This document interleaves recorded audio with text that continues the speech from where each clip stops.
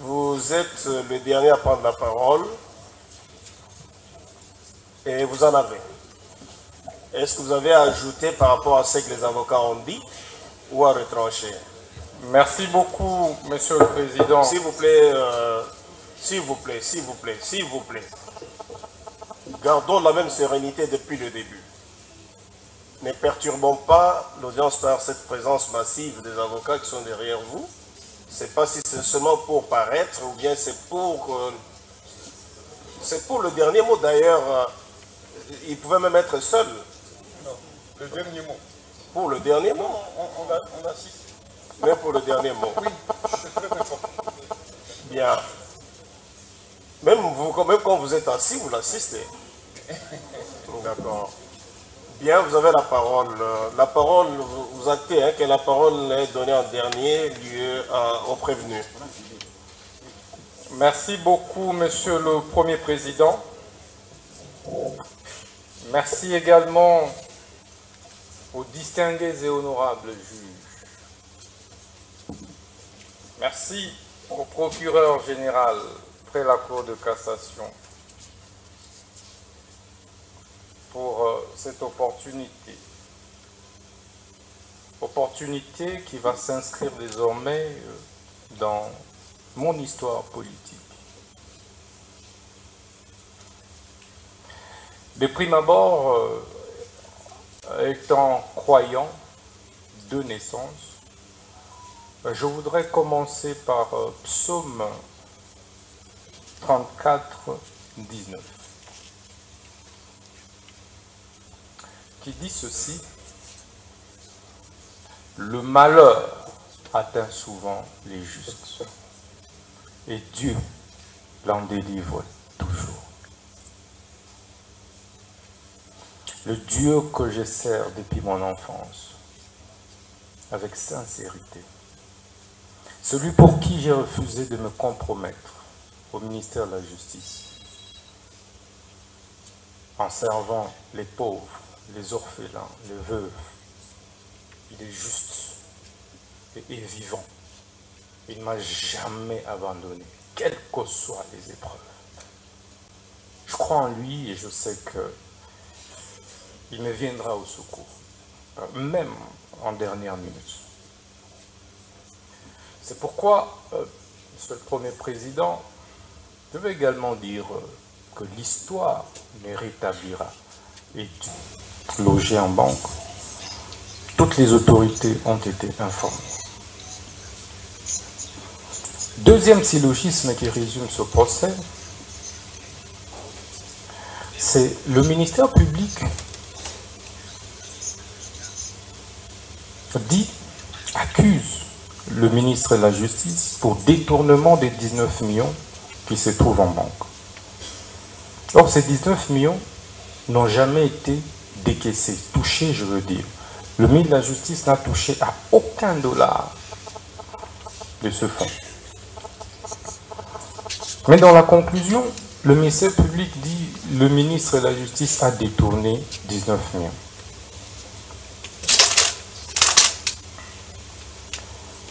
Je suis perdu face à ces syllogismes. Mais ce procès et ces syllogismes ne me surprennent pas. Pourquoi ça ne me surprend pas? Parce que ce n'est pas la première fois que le ministère public ait fait un réquisitoire contre moi.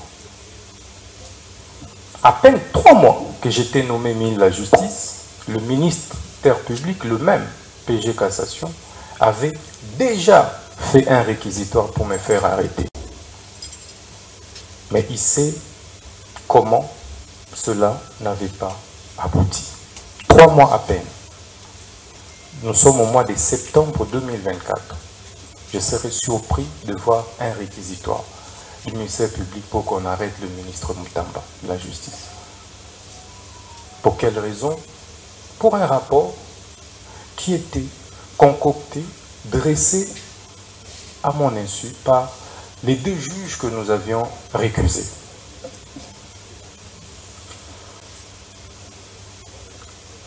Monsieur le Président, vous comprendrez que ça ne me surprend pas.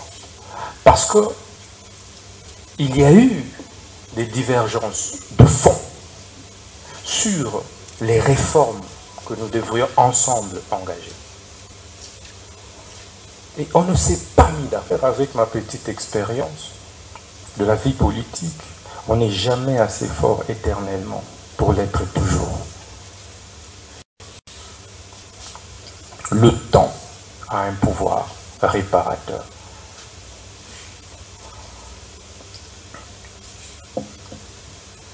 Monsieur le Président, j'ai l'avantage d'être jugé par les hauts magistrats. Les hauts magistrats, les juges que je connais, que je côtoyais comme ministre de la Justice. Je connais pratiquement votre moralité. Mais c'est pourquoi, lorsque on a recomposé ce siège, nous ne nous sommes pas opposés. Parce que nous connaissons votre capacité à être indépendant. Notre combat ensemble a été et a toujours été d'éviter des interférences des politiques sur les judiciaires et de la hiérarchie sur les judiciaires. On a organisé des états généraux pour ça. Je suis heureux qu'il y ait des professeurs d'université qui m'ont aussi fréquenté parmi vous. Par la suite, d'affronter votre haute sagesse, que vous n'êtes pas obligé, vous n'êtes pas appelé, vous, magistrats, la plus haute instance judiciaire de notre pays, à régler nos problèmes de leadership au sein du gouvernement au niveau de la justice. Si je gênais, ce n'était pas la justice. Il y a eu remaniement qui venait de se passer. On pouvait me faire partir par ce remaniement. Mais hélas, on a préféré venir par devers vous. Et je sais que vous êtes sage. Monsieur le Premier Président, vous êtes un grand professeur d'université que nous connaissons. Et c'est même pourquoi vous avez conduit des mains de maître avec sérénité, avec assurance. Vous nous avez donné des assurances d'une justice juste lors du déroulé des débats. C'était calme, apaisé, tout le monde a parlé et je tenais à vous en remercier. Monsieur le Premier Président, Messieurs de la Cour, vous avez le choix de condamner un innocent et de l'acquitter en entrant dans l'histoire par la grande porte. Par la grande porte. L'histoire nous renseigne que vos prédécesseurs, qui n'étaient pas plus brillants que vous, qui n'étaient pas plus intègres que vous, ont dû faire valoir la justice. Bonjour, bonsoir, chers abonnés, chers internautes. Naël Bino Nicolas Lelo Mopepe Asika. Émission Nabino Katia Rachidi News Télévision. Émission Tokundola Bakolo Histoire. Tokundola Banani, Tokundola Ba politicien, Ba musicien, Ba artiste, Ba comédien et que vous allez présenter pas Nani et que vous allez présenter pas Ngai Moko, votre humble servante Rachel Gikanji Malungu, une femme pas comme les autres. Et voilà, abonnez-vous massivement sur votre chaîne de référence Rachidi News Télévision. Vous ne serez jamais dessus. Abonnez-vous.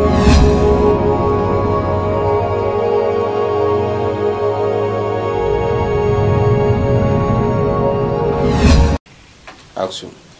Mbote na balandi nyonso ya Rachidi News Télévision banimboka baiko romani boza tellement ebele liboso abetando bino. Merci beaucoup na confiance pe fidélité bosa la kangai mwana na bino ndeko na bino et maman Nabino, Rachel Gikonji Malungu, la jocante de la presse congolaise.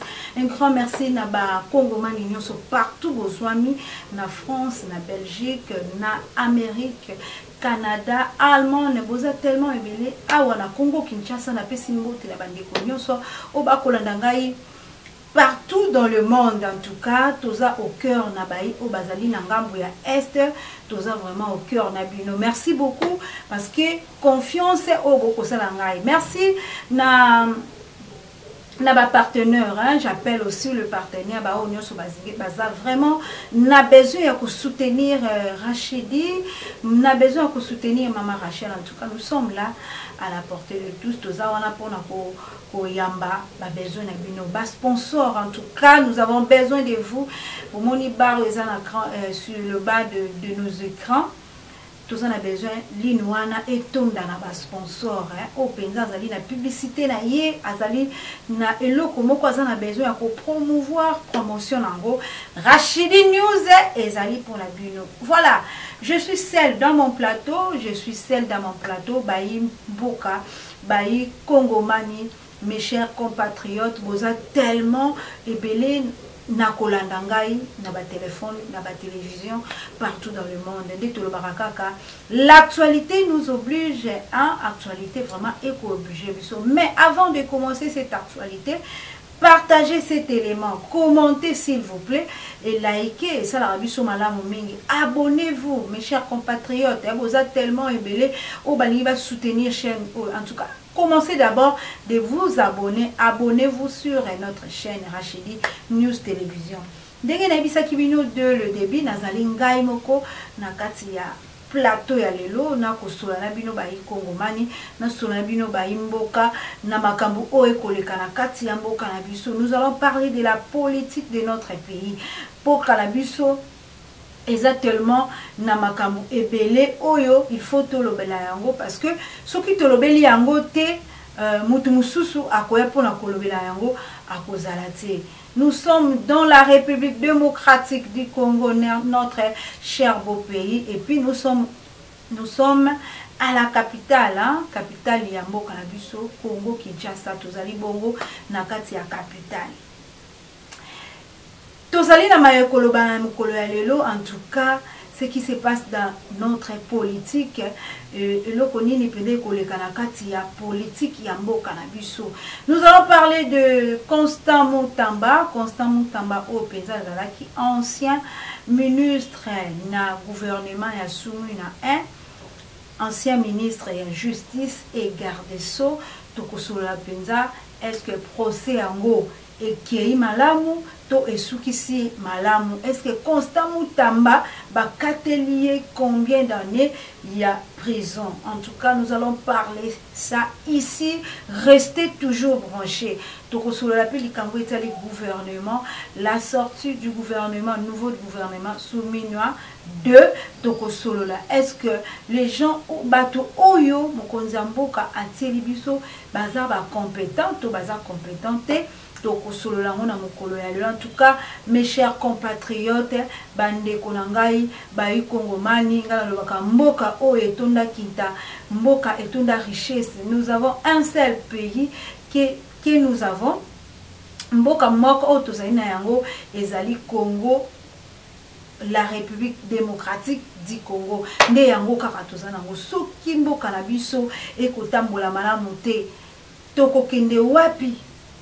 Alors, il faut que tolobela makambo etali mboka pour que les politiciens, le gouvernement, baenyoso bako tambusa penza mboka, batambusango elongo bani. Toko banali kambo o etali Constant Moutamba, moi mboka Constant Moutamba boyebi bien, biso nyoso tolandeli makambo o etali procès ya Constant Moutamba, ngai na ko benga ngo procès de la honte. Pour les procès de la honte, parce que nous avons vécu des procès na kati ya mboka na biso awa. Par exemple, to mona procès ya mwana mboka Matata Ponyo. To mona procès ya mwana mboka Vital Kamerhe. To moni lisusu procès oyo ya Constant Moutamba. Mais eloko moko o nga na koyeba na minute oyo Vita Camera asalaki prison abimi mais ayiba mbongo ya mboka lelo Vita Camera azali wapi matata ponyo likambo etali bokanga lozo bauti kolekisela biso procès matata ponyo atikali kosala prison te lelo oyo tokoloba matata ponyo azali wapi. Voilà, maintenant nous sommes arrivés na procès à Constant Mutamba oyo bauti kolobela likambo ya détournement ya ba deniers publics. Moi la mboka Constant Mutamba azalaki ministre ya justice et garde sceaux na kati ya République démocratique du Congo. Atambusi mboka pendant atambusi ministère wana depuis 2023 2024 ti tokobaka asali inani tango asali inani wana mwana mboka Constant Mutamba tomonaki quand même changement na maeta de justice batu oyo bakokaki kosimba mate mais Constant Mutamba ayaki ko toucher ba intouchable. C'est pour cela na koloba eza procès de la honte parce que batu ebele oyo bazalaki batu oyo bazalaki il faut bazala poursuivi mais batikali kozala poursuivi te. Mwana mboka Constant Mutamba batangeli azwi mbongo ya leta mbongo ezali ya ete aili yango détournement il y a 19 millions et voilà tout le monde était là pour na kolandela procès ya Constant Mutamba ndenge biso no sotolandeli procès ya Constant Mutamba tomoni ete ndeti vérité moko ezali kozala caché au dedans vérité moko ezali na sima ya procès ya Constant Mutamba pour dire que ils ont un main noire moko ou peut-être biso ba imboka to ebi yango te bango moko ba ebi yango moni Constant Mutamba lors de son jugement liboso ba juge Constant Mutamba zali wana pour la kolakisa que il est innocent. Il était tellement nakoko ba ndengeni azaki tellement à l'aise ya ko répondre ba juge pour dire que ba juge bazali na complot likolo na ye. Donc c'est que ye moko pe mwana mboka Constant Mutamba ayebi oyo ezali ko salima mututu alandeli procès ya mwana mboka Constant Mutamba. Qu'est-ce que vous avez remarqué? Il était là en train de parler et ce qui s'est fait na dernière mot nae tango baebi en tout cas vous avez quelque chose à parler. Constant Mutamba était vraiment avec un cœur ouvert azaki na motema ya kofungwa ma ya koloba o nyoso zaki kati nae boki discours oyo Constant Mutamba asalaki. Moi je peux dire Constant Mutamba ce qui totali bien azana innocent mais eloko peut-être ebomiye ezali pressé na ye. Peut-être soka zaki na posa ya ko bebisa makamba batu mususu ya ko landela ya ko poursuivre batu mususu vu que ya azali un ministre ya justice il fallait asalango na ndenge moko ya bien azala pressé te. Et alors moi mboka Constant Mutamba est allé vite en besogne yango moniete et balukeli parce que ye moko ayebi azalaki na gouvernement to asalaki na gouvernement oyo et ben ancien président de la République démocratique du Congo. Il a travaillé avec les gens de PPRD. Tant qu'il y a un ministère de la justice, à Monique a comme l'écolo, c'est lui le juge, la justice.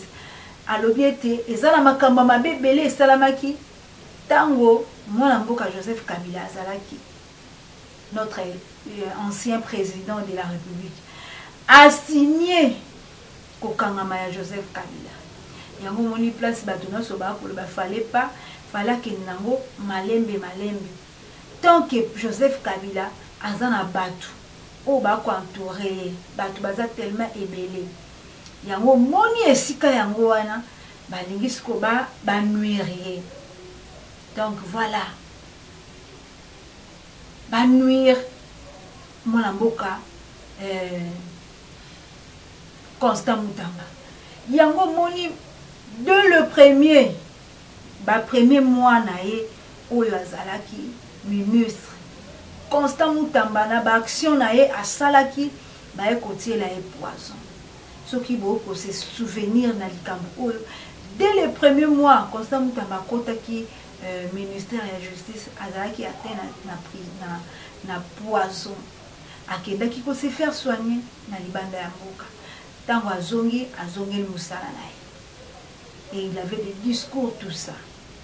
Yango soki botali bien na procès oyo Constant Mutamba ndeta ebi likambo. C'était vraiment pas le détournement. Soki totali bien ça vraiment détournement té. Mais eza na makambo oyo il fallait esalema. Eza na makambo oyo ya cessé il faut balandela. Mais et voilà Constant Mutamba ko bimisango na polele ya moni ya kikoba mkela. Nous avons assisté na dernier procès où ezalaki penza le 13 août 2025. To assister to moni lo lenge pe ba espère ba lekaki to moni lo lenge pe bato ba lekaki pona ba témoignage et ko lakisama ete Constant Mutamba alie mbongo te mbongo wana ezali na compte privé et entreprise en question au balobi ete entreprise ezalaki te mais entreprise o ezalaki approprié pour la kotonga ba prison ya Kisangani ezalaki entreprise Sion et ba preuve belé la kisike Constant Mutamba azanae non pardon. Constant Mutamba azanae innocent mais eloko kake bomba mina se ezali complot o ba ko salela e pour que azala prison ba bebisa cage judiciaire nae ba bebisa nani chemin politique nae. Et alors nous savons bien do lengeni justice ya mboka na biso ekindaka na makambo nde tolobaki kaka justice ya mboka esala musala na yango malamu sur ce est-ce que Constant Mutamba na o nyonso elobami na o nyonso esalani akosala prison to akosala prison te tandis que bayi ya ministère public ekokatela ekosenga bakatela e Constant Mutamba 10 ans de prison parce que ayibi mosolo ya mboka. 10 ans de prison Constant Mutamba, 10 ans de prison, est-ce que carrière ya Constant Mutamba ekozala toujours améliorée to ekokende na ko s'effondre. Voilà, nous attendons la sentence sentence lengenini bayi juge bako juge te bako kata likambo yango Constant Mutamba akozala na 10 ans to akozala na 10 ans te wana eyebani nanu te mais ministère public ekosenga na ba juge bakatela Constant Mutamba 10 ans bakatela Constant Mutamba 10 ans ba vidéo ezali batu nyonso bamoni mot de la fin comment Constant Mutamba à s'exprimer à lobby à tangeli biso ba héros makamba minene o bato basala bato ana nyonso makamba minene o basala ba prison.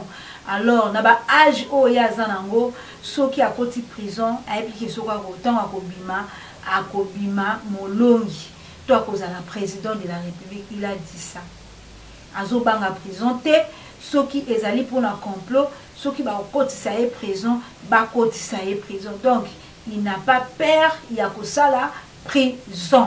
Jusque là nous avons comme information yangwana mwana mboka kokozela mwana mboka Constant Mutamba soki ba kokatela ye combien pour que à la prison. Mais du moins Constant Mutamba par rapport à procès ndenge kendeli ndenge ba juge ba sambi et ndenge constant mutomba a sambi ndenge pe ba avocat na ba sambi ndenge pe ministère public et sambi tomoni ete makambo ngo ezalaki mwa mobulu mystique mais constant mutomba toyeba ete akosala kaka prison parce que ils ont un complot au basala qui déjà ata sambi malam ata sambi mabe kombo na ye prisonnier. Et voilà, restez toujours branchés dans la chaîne Nabino Rachidi News Télévision. Abonnez-vous, abonnez-vous, abonnez-vous. Partagez l'émission, commentez, likez, badekonangai émission Oyo. Ezali wana pour na bo soutenir. Ndenge boko sala ba commentaire, ndenge boko liker, ndenge pe boko sala ba partage. Ezali malamu mingi. Je vous en prie, restez toujours branchés. Tout le monde sous moi, les solo au Italie gouvernement. Tout est bien, mes collègues qui te mandent causer la remaniement, les lots au remaniement et Salemi, Oyo, président de la République, tout le monde qui n'a taille à gouvernement, il faut la réduire et taille à gouvernement, et ça qui a réduit dans le ministère Moko. L'autre fois, ils ont qui 54 ministres, mais les lots, ils ont 53. Donc, Mwanamboka Fachi, qui est notre président de la République, à l'ongole obe mutomoko. Bandeko Batali, tango boko yoka message au beau commenter. Est-ce que Fachi asali malam to asali mabe?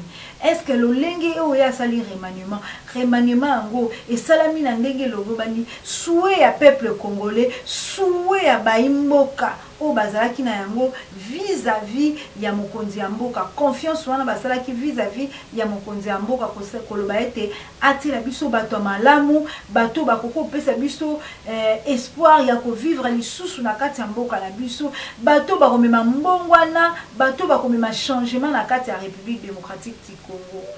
Kuna na ngambo pe ya este tango ba wazalembo ba kozwaka ba territoire et ko sala malamu mingi. Mais gouvernement na biso tango ba tiebino na ba poste o ba tiebino na ezate pour blaguer.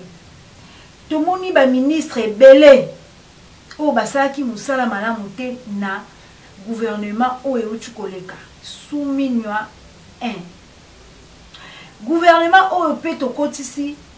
Donc, où est-ce kokota souminwa de et la batou et le congolais mbongwana. Tout le monde qui est belé basa qui musala malamu. Et belé ils étaient là dans leur bureau en train de respirer, en train d'aspirer climatiseur bazawana kaka pona kozwa mosolo ya kosalela makambo na bango ba famille na bango. Mais il y a le peuple congolais qui souffre. Il y a le peuple congolais qui sont dans le misère. Il y a le peuple congolais qui ne peuvent même pas parler. Parce que souffrance, oh, yezo koma na kati ya mboka Congo, et komi koleka. Il y a mwana toloba ki mwana mboka Fachi Beton, tale la biso makambo gouvernement ou kobimisa sika. Il faut bato basala convaincu que to sala la mboka. Ngala comprendre kate tango ba imboka, tango ba ministre basali la mboka. Bazalo kola bana misala ya peuple congolais. Ils sont là toti bango likolo, toti bango liboso pona ko bongisa. Ba o bazana se. Mais c'est le contraire. Bango bazana bazwa ba mbongo ya kitoko. Salaire à ministre. Chaque mois ba ration na bango ezalaka. Donc, ils sont là très paisibles. Mais il y a des Congolais où ils ont fait un fond, où ils ont fait la misala. Mais ils ont gagné parce que le pays est en souffrance. Tout le monde ministre, tout le monde, moi, je suis fatigué, abîmé, c'est le gouvernement.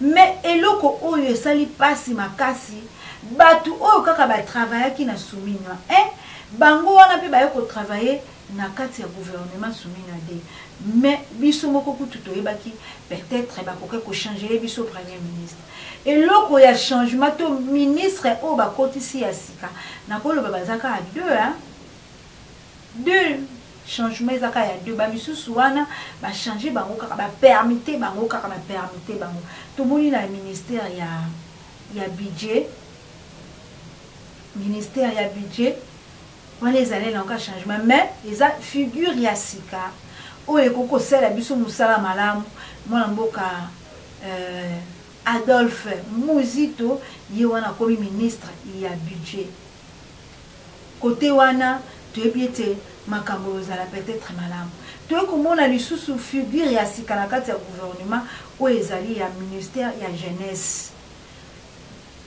oyo wana batie penza mwana mboka grâce Poutino oyo lelo azali vraiment ministre ya jeunesse. En tout cas, tozo ko interpeller ba ministre na biso. Tozo ko interpeller bango tango bino batie bino esika wana eza pona bosala misala. Eza pour boka oyo bonga, eza nde pour peuple congolais ba sourire. Panier ménagère ya peuple congolais ya ba maman, ezwa moi respiration. Lelo oyo nde tokolo ba boye. Pour olia bien ndak fozala na ba 30 000 francs, to $10. Donc, si vous avez 10 000 francs na kati ya mboka oyo, vous avez le côté 10 000 francs, panier ménagère nini mwana mboka osala. Na kati ya mboka oyo, soko lingo tambola malamu, zala na transport ata ya 15 000 francs. Donc, pour mutuka, na mutuka, eza na prix na yango. Pendant que nous parlons comme ça, ministre ya transport ayebi, azoyo kapi ba mela ya bayi Kongomani. Mais attaque au landela mon côté. Ministre ya hydrocarbures, n'y bien te côté wana moi stabilité et ya carburant. Mais il faut tout landela ka. Tozo singa changement ya mboka Congo Kinshasa. Toko zwa interpellation par-ci par-là. Bino mutu boza ba pandisa ngo bolobela boye. Biso pe toza wana pona kolobela yango, mais toko mona changement. Ba ministre oyo batie bino, en tout cas nous voulons le changement. Tango mokonza mboka sali choix na bino, c'est que lui-même connaît pourquoi il a fait ses choix. Alors arrêtez ya kozala toujours likolo ya ba peuple congolais. Ba peuple congolais bazana besoin ya ba savoir na bino. Tango batie au ministre à transport. Alors faut changer à la niveau ya transport. Tango batie au ministre ya jeunesse. Jeunesse n'est pas des kilo makas parce que la jeunesse est allée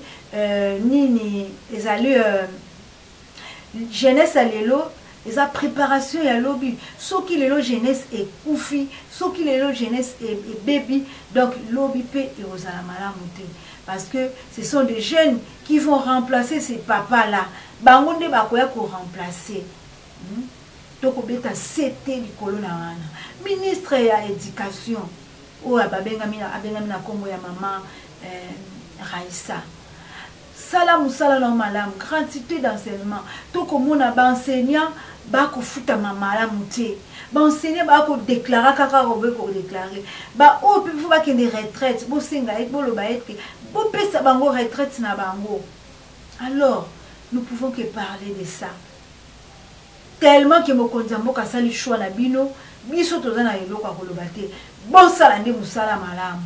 Bosala musala oyo ko sepelisa peuple congolais. Bozela kaka te era likambo po boyaka bosala ka ba action. Les actions se fait chaque jour. Bokitisa bato balia malamu balata malamu bazala bien, c'est ça l'essentiel d'un peuple.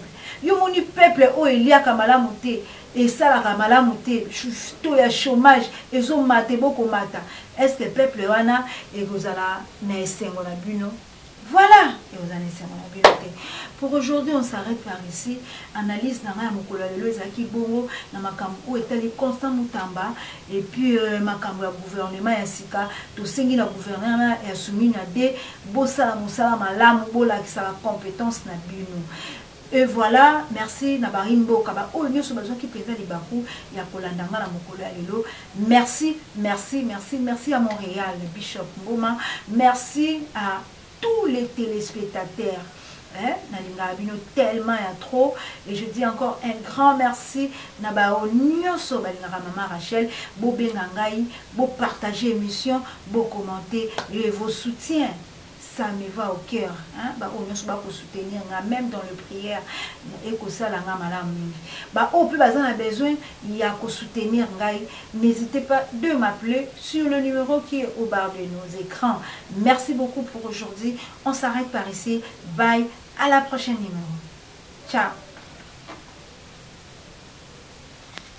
Bonjour, bonsoir, chers abonnés, chers internautes. Naël Binom Nicolas Lelo Mopepe Asika.